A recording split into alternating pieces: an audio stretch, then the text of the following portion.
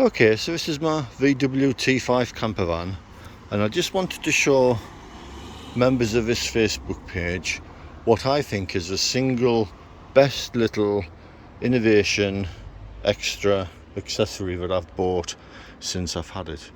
And it is this little cuboid seat entity, and I'll tell you why I think it's so brilliant.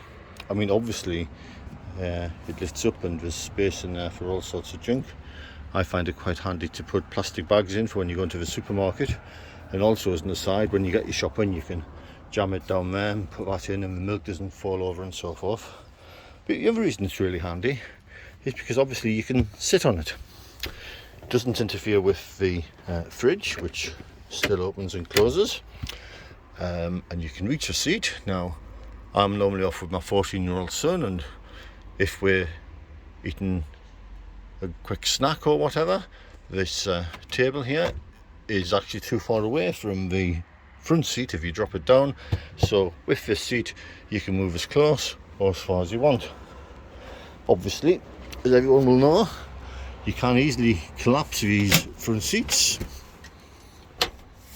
so you can still get up above if you want to use the high top, or you can sit on there or use it as an extra table, and that is certainly a lot less faffy than turning the seat around, which is what I did for the first year or so when I had this van.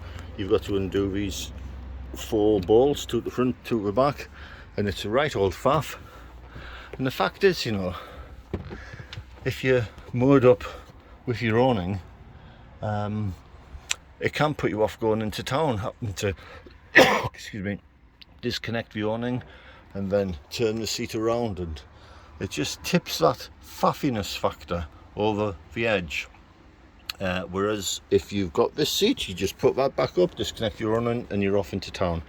So my top tip for anybody who's recently bought a camper van is not to bother putting the seat down all the time and buy a cuboid entity.